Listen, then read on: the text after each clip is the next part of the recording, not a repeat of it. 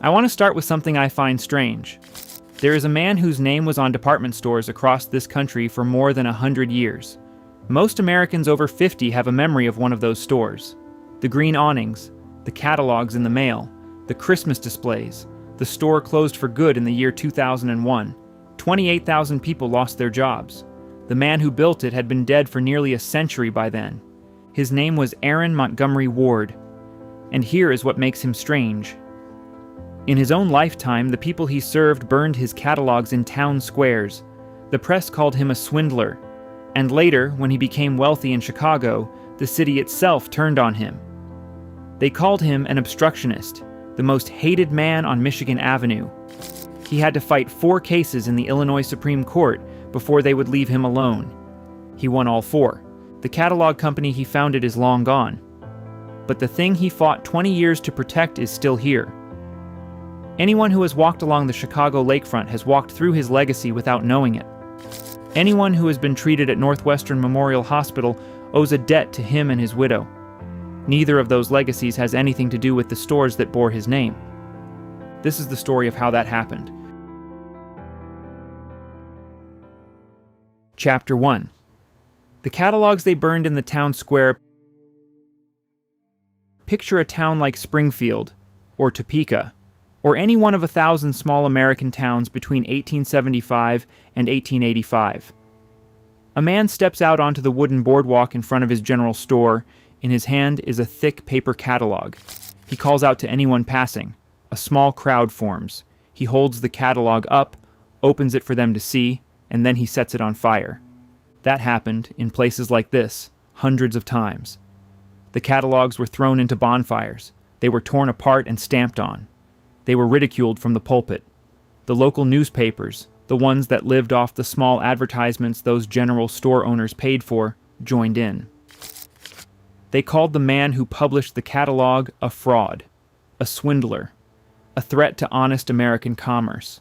The catalogs all carried the same name on the cover, Ward. And what this Ward had done was very simple.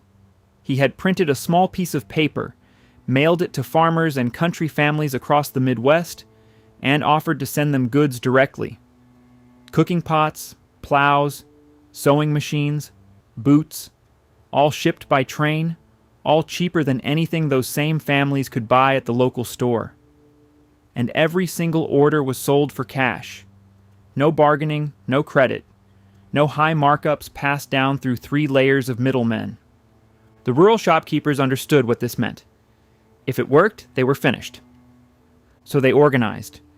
They printed leaflets warning their neighbors not to trust the city man and his promises. They formed merchant associations to lobby state legislatures. They convinced their local papers to run editorials accusing Ward of mailing shoddy goods to people who would never see them in person. Some towns staged the burnings publicly, on market day, when the crowd was at its largest. The message was meant to travel home with every farmer who saw it. Here is the part that does not add up. While the catalogs burned, the orders kept coming. By 1883, the catalog had grown into a book of 240 pages with 10,000 items inside it.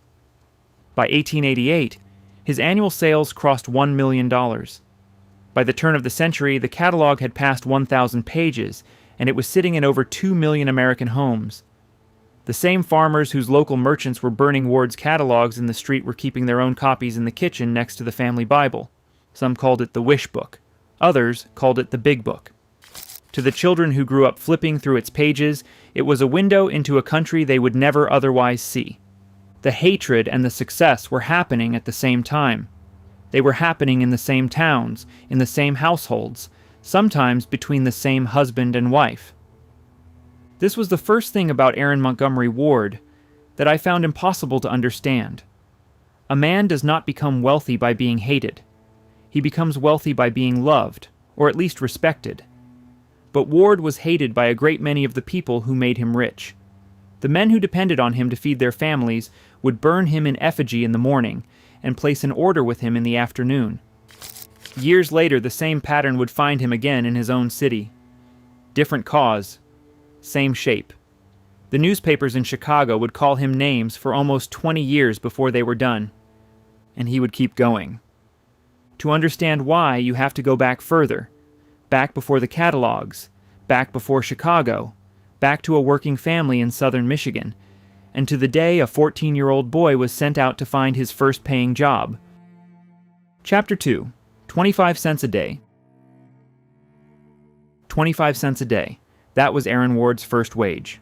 Not for a special occasion, not for a single project, 25 cents a day, every day, for as long as the work lasted. He was 14 years old.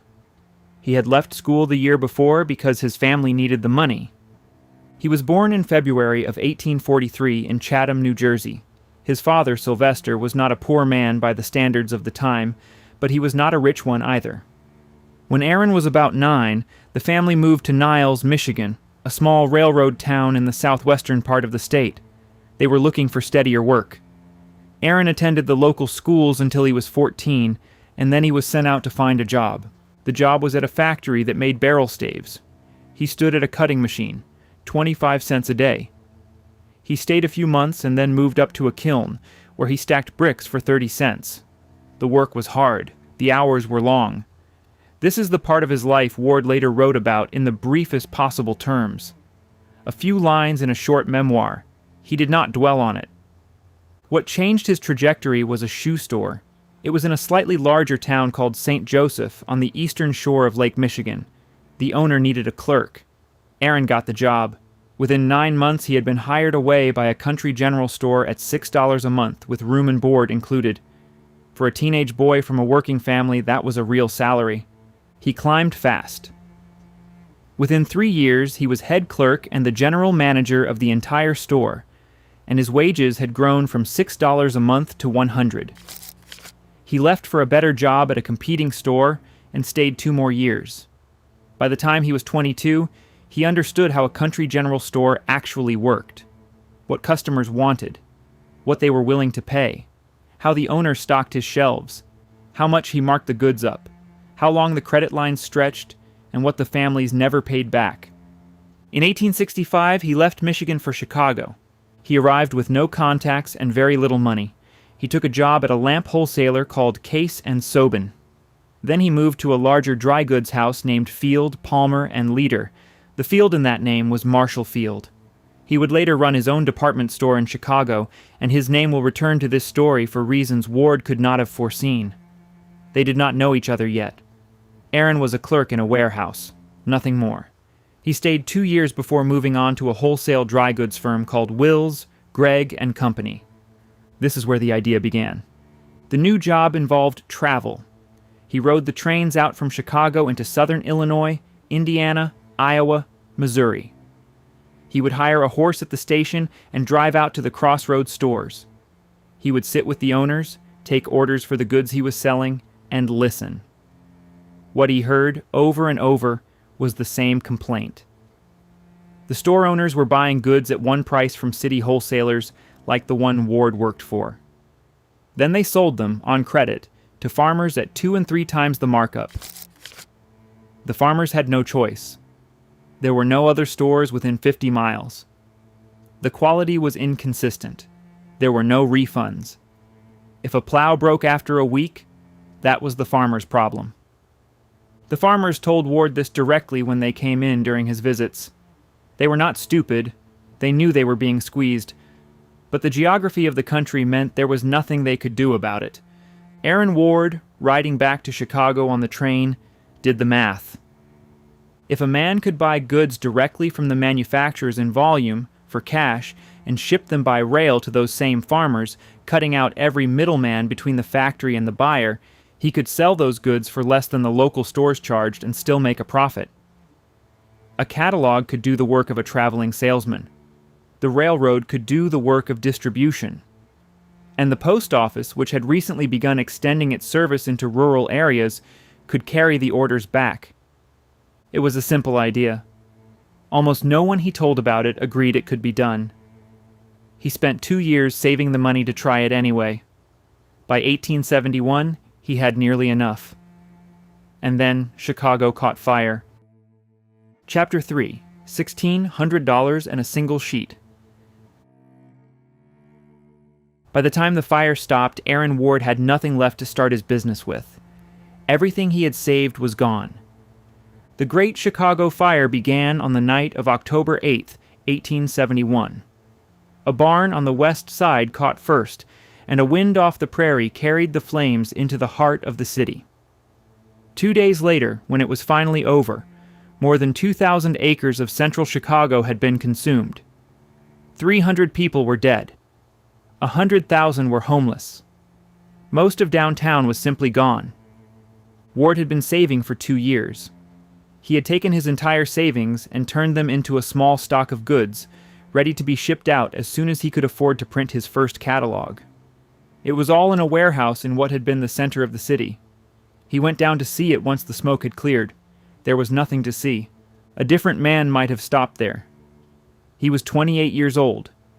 He had no rich father to call.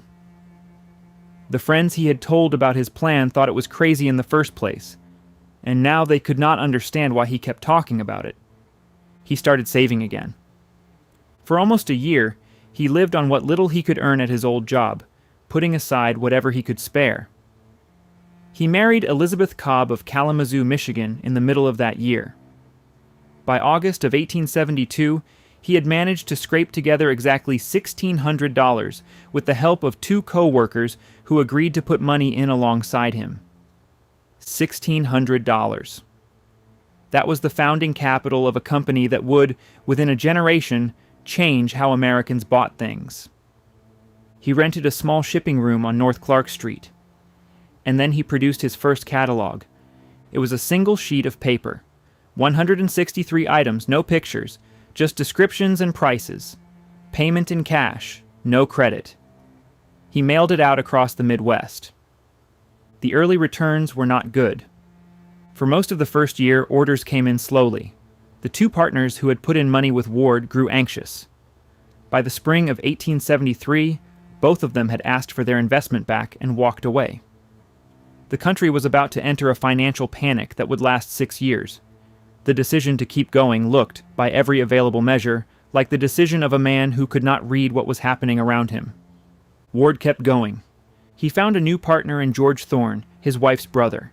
Thorne put in $500 for half the business, and then something neither of them had planned for happened. The National Grange was an organization of American farmers, founded after the Civil War to help small farmers band together against the railroads and the price gouging that had been built into the rural economy for decades.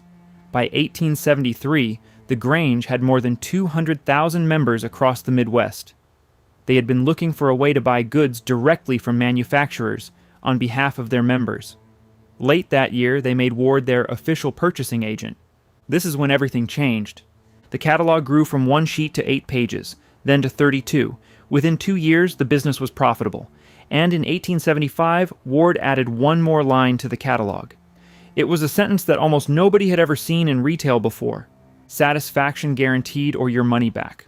What that meant in plain language was this: if something arrived broken or wrong or simply not what you expected, you could send it back. He would refund your money, no argument, no fine print, no store credit, just your money, returned. The country store economy was built on the opposite assumption. Caveat emptor. Let the buyer beware. Whatever you bought was now yours, even if it had broken before you got it home. Ward was promising the opposite to people who had never met him and never would. It cost him money. Some customers took advantage. Most did not. And what it bought him in return was a reputation no merchant in rural America could match. By the end of the 1870s, what had started with $1,600 and 1 sheet of paper had begun to change the way rural America bought things. And the man who built it was 35 years old. Chapter 4. The Wish Book that reached every farmhouse. You could order a violin, you could order a steam engine, you could order ready-made dresses, men's overcoats, sewing machines, barbed wire, bird cages, hat pins, gospel hymnals, saddles, and windmills. The catalog was a window into a country most of its readers would never see in person. Within 15 years of its founding, the Montgomery Ward catalog had grown into something hard to categorize. It was not a magazine, it was not a book, it was not exactly a store. It was 1,000 pages of black ink and woodcut illustrations, mailed for free to anyone who asked, and it functioned as a kind of unofficial encyclopedia of American consumer life. Families had taken to calling it the Wish Book. For households on the Great Plains, on the prairies of Iowa and Kansas and the Dakotas, on the cotton farms of Tennessee and Alabama, it was sometimes the only thick book in the house besides the Bible. Parents read the descriptions aloud at the kitchen table after supper. Children memorized the page numbers of the toys they would never get. Young women cut out the dresses and pinned them to their bedroom walls. Couples planned their futures one item at a time, knowing they could not afford most of what they were looking at, but happy at least to see what existed in the world. There is a side of Ward's legacy that does not make the history books. The catalog he had built was not just a way to sell things. It was a piece of American furniture. It belonged in the kitchen, on the shelf, in the lap of someone trying to figure out what their life could look like. The reason this worked came down to two practical inventions and one promise. The first was the railroad. The United States had built, by the 1880s, more miles of track than the rest of the world combined, and Ward built his entire distribution system around this fact. An order placed in Iowa on Monday could be on a train out of Chicago by Wednesday and at the customer's nearest railroad station by Saturday. For people accustomed to waiting weeks for a wagon to come through, this was close to magic. The second was the post office. In 1896, the United States introduced rural free delivery, a service that brought mail directly to country mailboxes instead of leaving it to be picked up at a town post office. Ward had been lobbying for this for years. He knew that if a farmer's wife could walk to her mailbox at the end of the lane and find his catalog already there, half of his marketing work was done. The third was the promise. The money-back guarantee Ward had introduced in 1875 was, by the late 80s, no longer a slogan. It was a habit. Customers had been testing it for 10 years. They had been sending back broken stoves and shrunken dresses and finding their checks in the mail 2 weeks later with no argument. They had told their neighbors. The catalog now carried something a country merchant could not match: trust. By 1894, Ward was sending out roughly 3 million catalogs a year. Each one weighed almost 4 pounds. Inside the warehouse, the scale of the operation had become hard to grasp. Letters arrived by the wagon load from every state. Workers sorted them into bins by product category. Other workers ran the goods from storage shelves to packing stations. The longest corridors were so long that some employees used roller skates to move between sections. It was not a joke. It was more efficient than walking. In 1946, more than 30 years after Aaron Ward's death, a society of book collectors called the Grolier Club in New York put on an exhibition. They listed the 100 American books that had most shaped the culture of the country. They included Webster's Dictionary, they included the Federalist Papers, they included Walden and Uncle Tom's Cabin, and a handful of other titles that any American would recognize as foundational to the national story. They also included the Montgomery Ward catalog. That was the thing Ward had built. The catalog had outgrown its second home and then its third. The company was running out of room. Ward needed a permanent headquarters for it, something on a scale that matched what the catalog had become. He had a piece of land in mind. Chapter 5. The Tower with the Open Sky. The workers finished the tower in the summer of 1899. They placed the statue at the top, gilded copper, 18 feet tall, holding a torch in one hand. From the street below, you had to lean back far enough to feel the brim of your hat slip to see it clearly. From the observatory at the top of the tower, the entire city of Chicago spread out below, and beyond it, the lake, 394 feet. For 23 years, that was the highest point in Chicago. No structure in the city stood taller than the building Ward had built for his catalog, until the Wrigley Building went up in 1922. The architect was a man named Richard Schmidt, working in what was then called the Italian Renaissance Revival style. The building had 22 stories of red brick and limestone. The first 3 floors were faced with marble, and the brick above was hand-selected for color and finish. The ornamental detailing, especially around the windows and the cornice, was as careful as any building on the avenue. But the part that drew the crowds was the open-air observatory at the top, just below the statue. Anyone could go up. Visitors arrived in Chicago, paid nothing, rode the elevator to the upper floors of the tower, and stepped out onto a platform that gave them a view nothing in the city could match. To the east lay Lake Michigan. To the north and west, the grid of streets stretched out toward the prairie. The platform was a regular stop for visitors arriving by train. For Ward himself, the building was practical. The lower floors housed the corporate offices, the cataloging operations, the customer service desks where letters were sorted and answered. The walls inside were covered with the same ink that filled the catalog. By the early 1900s, the company employed more than 7,000 people in Chicago, and the tower was the visible center of all of it. But the catalog had outgrown the tower by the time it was finished. 9 years after the tower's completion, Ward opened a second building. It was on the north branch of the Chicago River, about a mile northwest of downtown, and it was simply larger than anything the city had seen at the time. The mail-order house at 600 West Chicago Avenue ran almost a quarter mile along the river. It contained 2.25 million square feet of floor space. A single floor covered 6 acres of land. The interior had its own post office branch, its own loading docks for 24 railroad freight cars, miles of chutes and conveyors, and storage lofts with ceilings as high as 17 feet. It was, by then, the actual headquarters. The tower remained the public face. The mail-order house on the river was where the catalog actually became real. On the upper floors of the tower, the windows of Aaron Ward's office faced east toward the lake. From those windows, on a normal day, looking out across Michigan Avenue at the long stretch of land between the road and the water of Lake Michigan, what Ward saw was this: 20 sets of railroad tracks. A wooden exposition hall from the 1870s, half collapsed. A 2-story brick firehouse. The buildings of 2 military regiments. Stacks of construction debris from various aborted projects. Smoke from coal-burning locomotives. Heaps of garbage that the city had failed to remove. A few sad clumps of grass between the tracks. According to a city ordinance dating from 1836, this entire strip of land, from Randolph Street in the north to 12th Street in the south, was supposed to be a public park, a common, in the language of the original survey map. A place that was to remain in the exact wording of the map, forever open, clear, and free of any buildings or other obstructions whatever.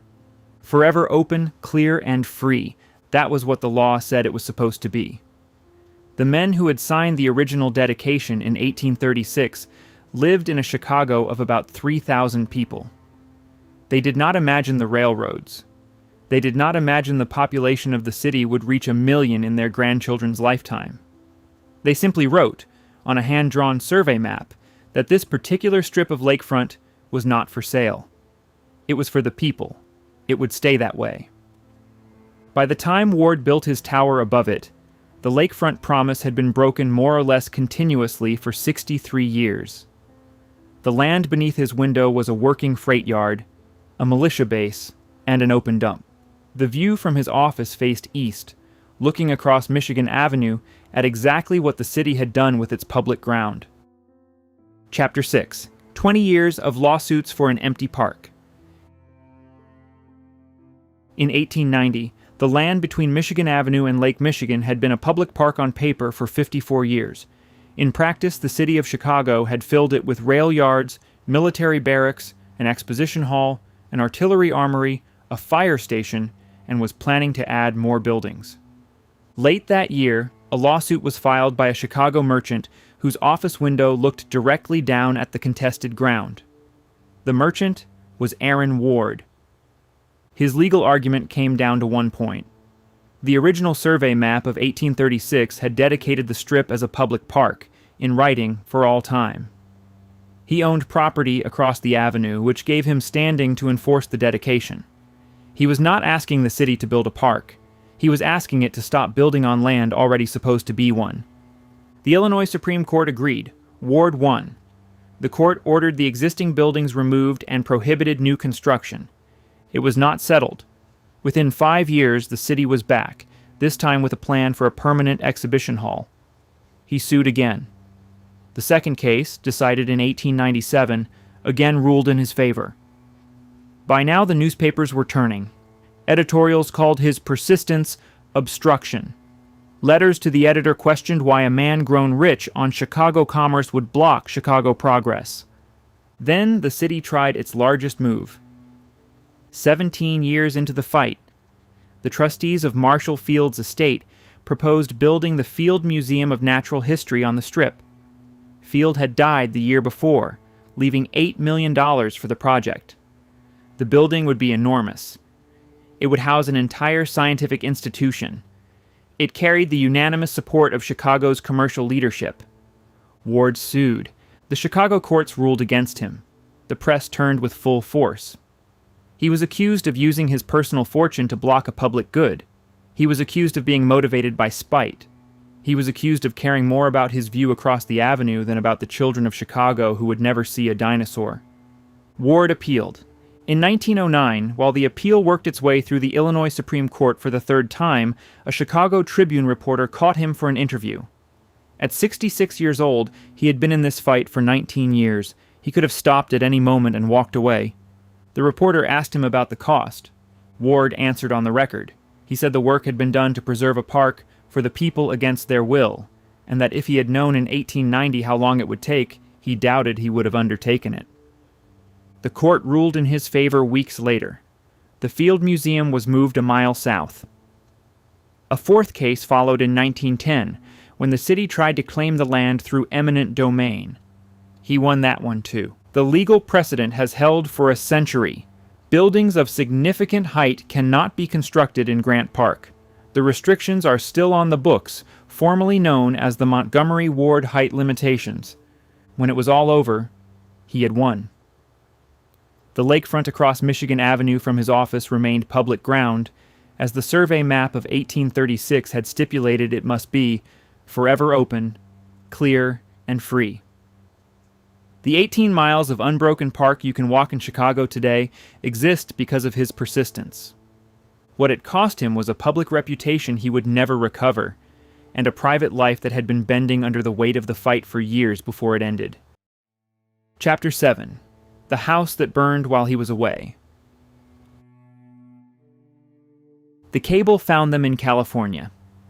Ward and Elizabeth were at their winter house when the news from Wisconsin arrived in the autumn of 1909. The main house on their estate had been destroyed in a fire while they were away. The stables had survived, nothing else had. The estate sat on 300 acres at the edge of Lac La Belle, an hour west of Milwaukee. Ward had bought it 7 years before he retired from the daily running of the catalog company. He raised horses there. He drove them in shows. He won ribbons. He had built something in Oconomowoc that was, by every visible measure, a private life worth coming home to. He never rebuilt the house. Ward returned to Wisconsin within the week. He looked at what was left of the property. He told the staff to keep the stables in working order. Then he checked into the Draper Hall Hotel in town and rented a double suite.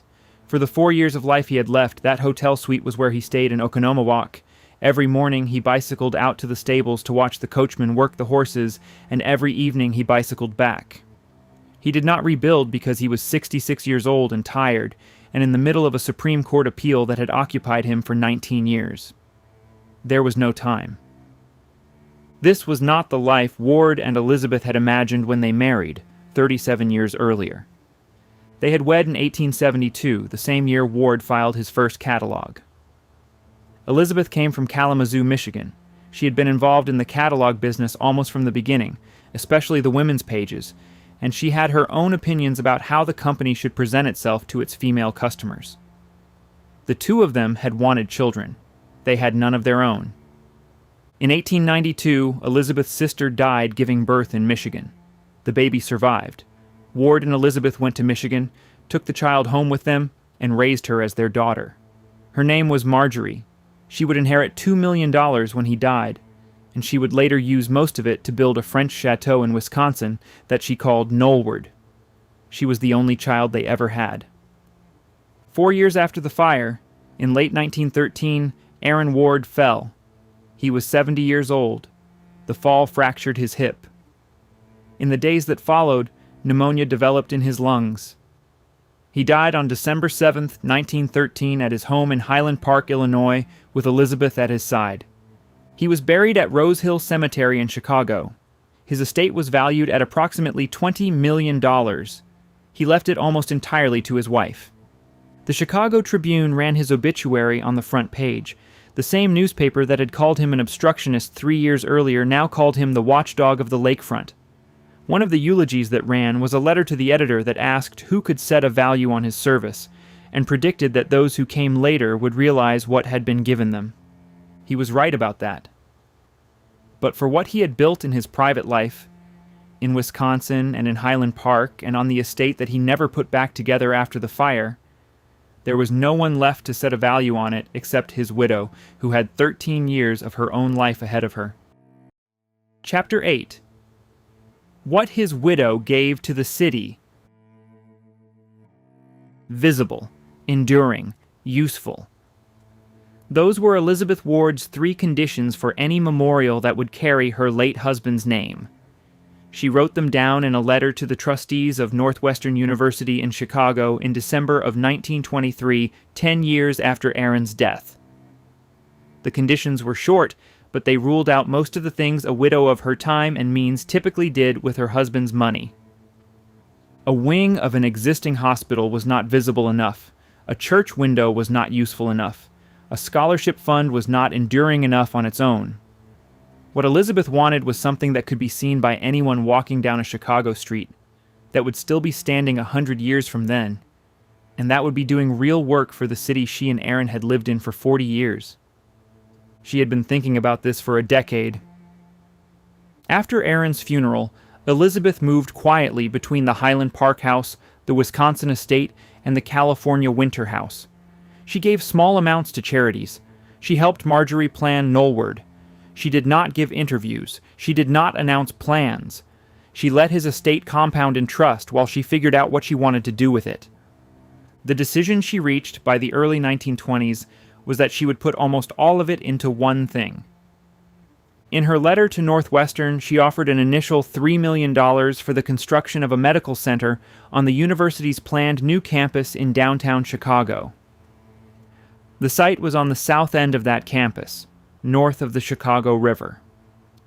Northwestern was the first university founded in Chicago, established by Methodists in 1851. Elizabeth noted in her letter that this history mattered to her. The school belonged to the city. Over the next 2 years, she increased the gift. By the time construction began, she had committed approximately $8 million. Adjusted for inflation, that is somewhere over $100 million in present-day money. She picked an architect. James Gamble Rogers, who had designed much of the Yale campus, took the commission. He chose collegiate Gothic, limestone and brick, with arched windows and ornamental towers. When finished, it was the world's first skyscraper medical center.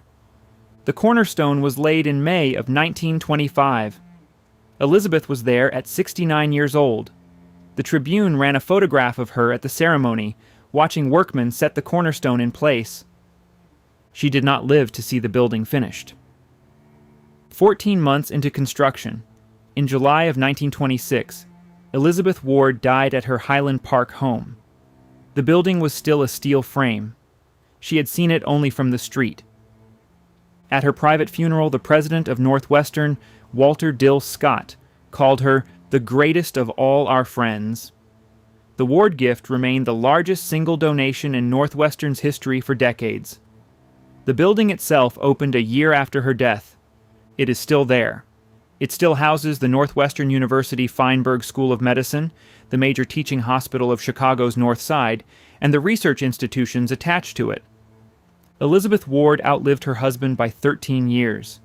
The building she put up is now the medical heart of his city. It is what they left behind together. Chapter 9. The Day the Army Came for the Chairman. Aaron Ward had been dead for 31 years when 2 soldiers carried the company's chairman out of its Chicago offices. The chairman's name was Sewell Avery. The year was 1944. The President of the United States, Franklin Roosevelt, had ordered the Army to seize Montgomery Ward and Company by emergency wartime powers, and Avery had refused to leave his chair. To understand how Aaron's company had ended up with the Army inside its headquarters, you have to go back to the years right after Aaron's death. By the time of his funeral in 1913, his competitor Sears Roebuck had already passed Montgomery Ward in annual sales. The two Chicago mail-order houses had fought a public commercial battle for 15 years, and Sears had won the early rounds. They would never give back the lead. The decisive moment came in 1924. A vice president of the company named Robert Wood had been pushing for years to open physical retail stores in addition to the mail-order operation. The board refused. Wood resigned and walked across town to Sears, where he opened the first Sears retail store the following year. Over the next decade, he built Sears into the largest department store chain in the country. Montgomery Ward did not open its own first retail store until 1926. By then, it was late. The Great Depression nearly finished the company. By 1930, Montgomery Ward was hemorrhaging money. J.P. Morgan Jr., whose firm held a major stake in it, looked for someone to bring in to save it. He chose Sewell Avery, an industrialist who had built up the United States Gypsum Company over the previous quarter century. Avery took the job in 1931. He turned the business around. He closed unprofitable stores, fired hundreds of catalog managers, brought in retail people from chain stores, refurbished the green awning storefronts that dotted small-town America, and by the end of the 1930s had pulled the firm back to profitability. For a brief moment in 1938, it was once again the largest retailer in the country. In 1939, a Montgomery Ward copywriter named Robert May, who had been asked to come up with a new free Christmas giveaway for children, wrote a poem about a reindeer with a glowing red nose. 2.5 million copies were printed that holiday season and given away in the stores. The reindeer was named Rudolph. The character would outlive the firm that created him. Then came the war. The federal government, under wartime emergency powers, had set up a national war labor board to mediate labor disputes that might disrupt military production. Montgomery Ward made war supplies. Its workers had unionized. The War Labor Board ordered Avery to recognize the union and follow the standard collective bargaining terms. Avery refused. He believed the order was unconstitutional. He believed unions were a form of socialism. He believed Franklin Roosevelt was a personal enemy of American business. On April 27, 1944, after months of Avery refusing every government order, Roosevelt sent the Army to take the offices. Attorney General Francis Biddle flew to Chicago to meet Avery in person. According to witnesses, Avery shouted at him, "To hell with the government," and called him a New Dealer. Biddle then ordered 2 soldiers to lift Avery from his chair and carry him out. They did. Avery sat back, crossed his arms, and let himself be carried. The soldiers stayed in the offices through the end of the war. Avery returned to his job after Roosevelt died, and the Army gave the offices back. He was 69 years old by then. The decisions he made over the next 10 years would shape the rest of the firm's history in ways neither he nor anyone else fully understood at the time. Chapter 10: The Empire That Took 56 Years to Die. What killed Montgomery Ward in the end? A depression that never happened. Sewell Avery had spent the war years convinced that the United States was heading into another long economic collapse after the fighting ended. He believed the boom of 1944 and 45 was a wartime mirage. So while Sears Roebuck and other competitors opened hundreds of new stores in the suburbs growing up around every American city after 1945, Avery refused to open a single new one. He stockpiled cash instead. He kept the company liquid. He waited for the bust. The bust did not come. What came was the post-war boom. Suburbs spread across the country. Highways were built. Working-class families bought houses, cars, washing machines, refrigerators, televisions. They drove to shopping centers to buy them. Sears was waiting for them at the shopping centers. Montgomery Ward was not. By the early 1950s, the company had fallen badly behind. Avery still refused to change course. He had been right once in the early 1930s about a coming collapse. He could not see that he was wrong now. He fired executives who disagreed with him. The stock price slid year after year while Sears doubled in size. In 1955, a financier named Lewis Wolfson launched a proxy fight against Avery. Wolfson did not take outright control of the board, but he forced changes onto it that broke Avery's grip. Avery was 80 years old. He resigned a few months later. He died in 1960 without ever admitting his mistake.